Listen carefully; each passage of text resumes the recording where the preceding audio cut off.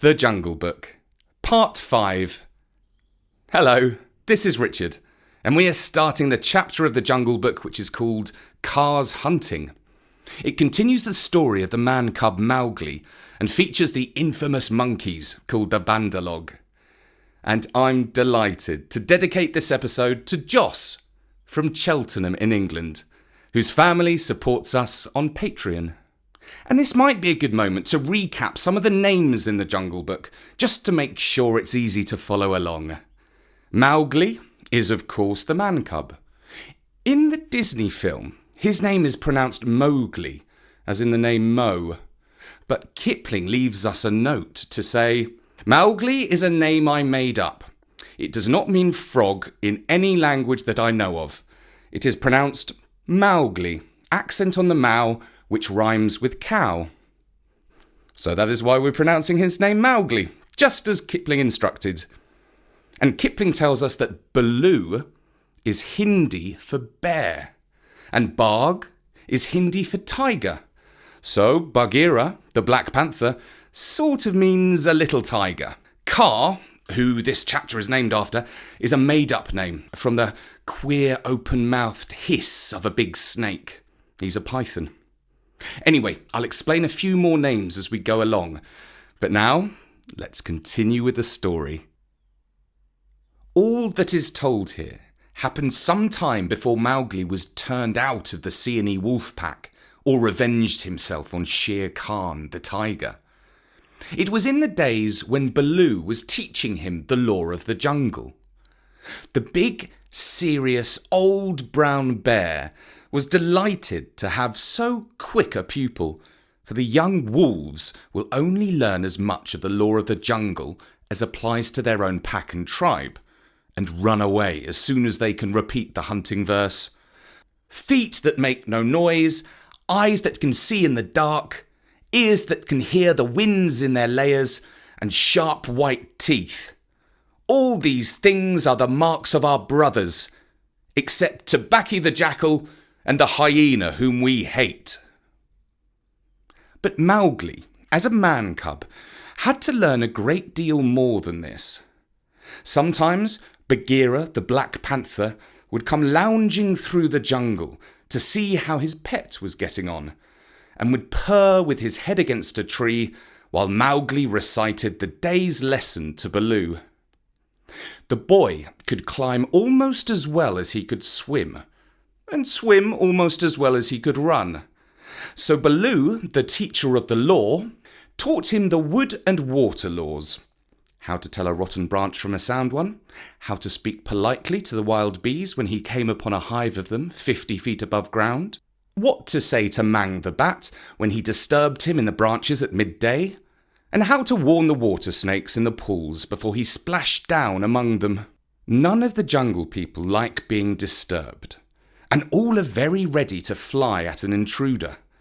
Then Mowgli was taught the stranger's hunting call, which must be repeated aloud till it is answered whenever one of the jungle people hunts outside his own grounds. It means, translated, "Give me leave to hunt here because I am hungry." And the answer is, "Hunt then for food, but not for pleasure." All this will show you how much Mowgli had to learn by heart, and he grew very tired of saying the same thing over 100 times. But as Baloo said to Bagheera one day, when Mowgli had been cuffed and run off in a temper, "A man's cub is a man's cub, and he must learn all the law of the jungle." "But think how small he is," said the Black Panther, who would have spoiled Mowgli if he had his own way. "How can his little head carry all thy long talk?" "Is there anything in the jungle too little to be killed? No. That is why I teach him these things, and that is why I hit him very softly when he forgets." "Softly? What dost thou know of softness, old iron feet?" Bagheera grunted. "His face is all bruised today by thy softness. Ugh." Better he should be bruised from head to foot by me, who love him, than he should come to harm through ignorance," Baloo answered very earnestly. "I am now teaching him the master words of the jungle, that shall protect him with the birds and the snake people and all that hunt on 4 feet, except his own pack. He can now claim protection if he will only remember the words from all in the jungle. Is that not worth a little beating?" "Well, look to it then that thou does not kill the man-cub. He is no tree trunk to sharpen thy blunt claws upon. But what are those master words? I am more likely to give help than to ask it." Bagheera stretched out one paw and admired the steel-blue, ripping chiseled talons at the end of it. "Still, I should like to know. I will call Mowgli, and he shall say them if he will. Come, little brother." "My head is ringing like a bee-tree," said a sullen little voice over their heads, and Mowgli slid down a tree, very angry and indignant, adding as he reached the ground, "I come for Bagheera, and not for thee, fat old Baloo." "That is all one to me," said Baloo, though he was hurt and grieved. "Tell Bagheera, then, the master words of the jungle that I have taught thee today." "Master words for which people?" said Mowgli, delighted to show off. "The jungle has many tongues. I know them all." "A little thou knowest, but not much. See, O Bagheera, they never thank their teacher. Not one small wolfling has ever come back to thank old Baloo for his teachings. Say the word for the hunting people, then, great scholar." "We be of one blood, ye and I," said Mowgli, giving the words the bear accent which all the hunting people use. "Good. Now for the birds." Mowgli repeated with the kite's whistle at the end of the sentence. "Now for the snake people," said Bagheera. The answer was a perfectly indescribable hiss, and Mowgli kicked up his feet behind, clapped his hands together to applaud himself, and jumped onto Bagheera's back, where he sat sideways, drumming with his heels on the glossy skin and making the worst faces he could think of at Baloo. "There, that was worth a little bruise," said the brown bear tenderly. "Some day thou will remember me." Then he turned aside to tell Bagheera how he had begged the master words from Hathi the wild elephant, who knows all about these things, and how Hathi had taken Mowgli down to a pool to get the snake word from a water snake because Baloo could not pronounce it, and how Mowgli was now reasonably safe against all accidents in the jungle, because neither snake, bird, nor beast would hurt him. "No one, then, is to be feared." Baloo wound up, patting his big furry stomach with pride. "Except his own tribe," said Bagheera under his breath. And then aloud to Mowgli, "Have a care for my ribs, little brother. What is all this dancing up and down?" Mowgli had been trying to make himself heard by pulling at Bagheera's shoulder fur and kicking hard. When the two listened to him, he was shouting at the top of his voice, "And so I shall have a tribe of my own, and lead them through the branches all day long." "What is this new folly, little dreamer of dreams?" said Bagheera. "Yes, and throw branches and dirt at old Baloo," Mowgli went on. "They have promised me this. Yah!" Baloo's big paw scooped Mowgli off Bagheera's back, and as the boy lay between the big forepaws, he could see the bear was angry. "Mowgli," said Baloo, "thou hast been talking with the Bandalog, the monkey people." Mowgli looked at Bagheera to see if the panther was angry too, and Bagheera's eyes were as hard as jade stones. "Thou hast been with the monkey people, the grey apes, the people without a law, the eaters of everything. That is a great shame." "When Baloo hurt my head," said Mowgli, he was still on his back, "I went away, and the grey apes came down from the trees and had pity on me. No one else cared." He snuffed a little. "The pity of the monkey people," Baloo snorted.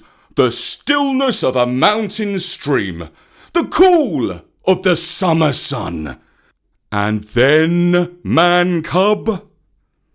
And then they gave me nuts and pleasant things to eat, and they carried me in their arms up to the top of the trees and said I was their blood brother, except that I had no tail, and should be their leader some day."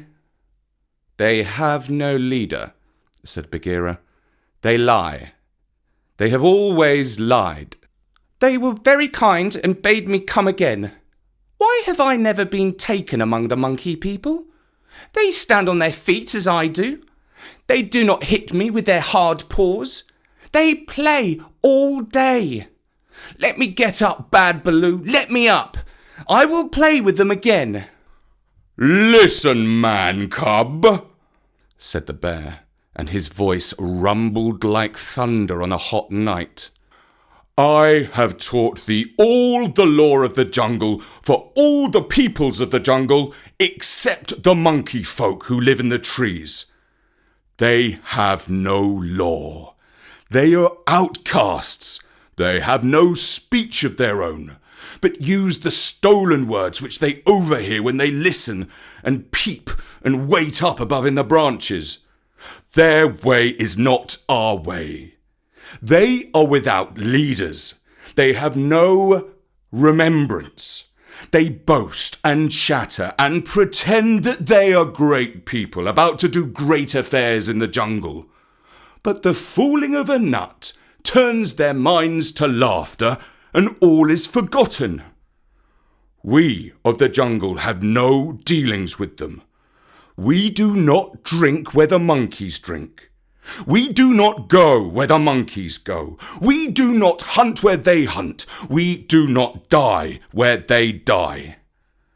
Hast thou ever heard me speak of the Bandalog till today?"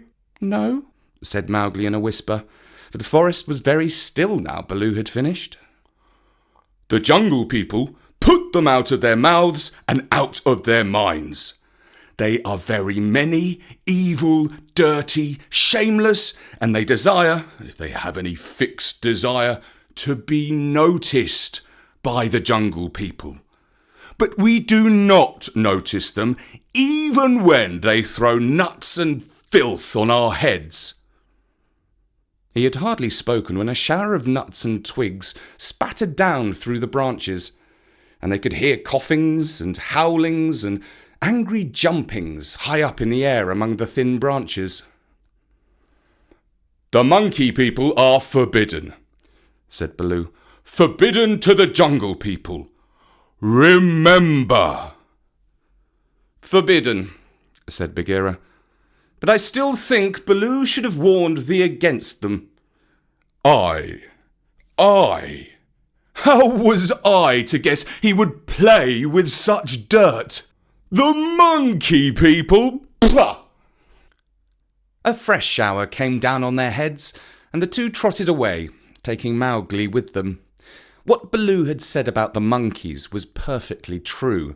They belonged to the treetops, and as beasts very seldom look up, there was no occasion for the monkeys and the jungle people to cross each other's path. But whenever they found a sick wolf, or a wounded tiger or bear, the monkeys would torment him and would throw sticks and nuts at any beast for fun and in the hope of being noticed. Then they would howl and shriek senseless songs and invite the jungle people to climb up their trees and fight them, or would start furious battles over nothing among themselves and leave the dead monkeys where the jungle people could see them. They were always just going to have a leader and laws and customs of their own, but they never did. because their memories would not hold over from day to day, and so they compromised things by making up a saying. "What the Bandalog think now, the Jungle will think later." And that comforted them a great deal. None of the beasts could reach them, but on the other hand, none of the beasts would notice them. And that was why they were so pleased when Mowgli came to play with them, and they heard how angry Baloo was. They never meant to do any more. The Bandalog never mean anything at all. But one of them invented what seemed to him a brilliant idea, and he told all the others that Mowgli would be a useful person to keep in the tribe because he could weave sticks together for protection from the wind. So, if they caught him, they could make him teach them. Of course, Mowgli, as a woodcutter's child, inherited all sorts of instincts and used to make little huts of fallen branches without thinking how he came to do it. The monkey people, watching in the trees, considered his play most wonderful. This time, they said they really were going to have a leader and become the wisest people in the jungle. So wise that everyone else would notice and envy them. Therefore, they followed Baloo and Bagheera and Mowgli through the jungle very quietly till it was time for the midday nap. And Mowgli, who was very much ashamed of himself, slept between the panther and the bear, resolving to have no more to do with the monkey people. The next thing he remembered was feeling hands on his legs and arms, hard, strong little hands, and then a swash of branches in his face, and then he was staring down through the swaying boughs as Baloo woke the jungle with his deep cries, and Bagheera bounded up the trunk with every tooth bared. The Bandalog howled with triumph and scuffled away to the upper branches, where Bagheera dared not follow, shouting, "He has noticed us! Bagheera has noticed us! All the jungle people admire us for our skill and our cunning!" Then they began their flight, and the flight of the monkey people through treeland is one of the things nobody can describe. They have their regular roads and crossroads, uphills and downhills, all laid out from 50 to 70 or 100 feet above ground, and by these they can travel even at night if necessary. Two of the strongest monkeys caught Mowgli under the arms and swung off with him through the treetops, 20 feet at a bound. Had they been alone, they could have gone twice as fast, but the boy's weight held them back. Sick and giddy as Mowgli was, he could not help enjoying the wild rush, though the glimpses of earth far down below frightened him, and the terrible check and jerk at the end of the swing over nothing but empty air brought his heart between his teeth. His escort would rush him up a tree till he felt the thinnest topmost branches crackle and bend under them, and then with a cough and a whoop would fling themselves into the air, outward and downward, and bring up, hanging their hands or their feet to the lower limbs of the next tree. Sometimes he could see for miles and miles across the still green jungle, as a man on the top of a mast can see for miles across the sea. And then the branches and leaves would lash him across the face, and he and his two guards would be almost down to earth again. So, bounding and crashing, and whooping and yelling, the whole tribe of Bandalog swept along the tree roads, with Mowgli, their prisoner. And I'm delighted to dedicate this episode to Joss from Cheltenham in England.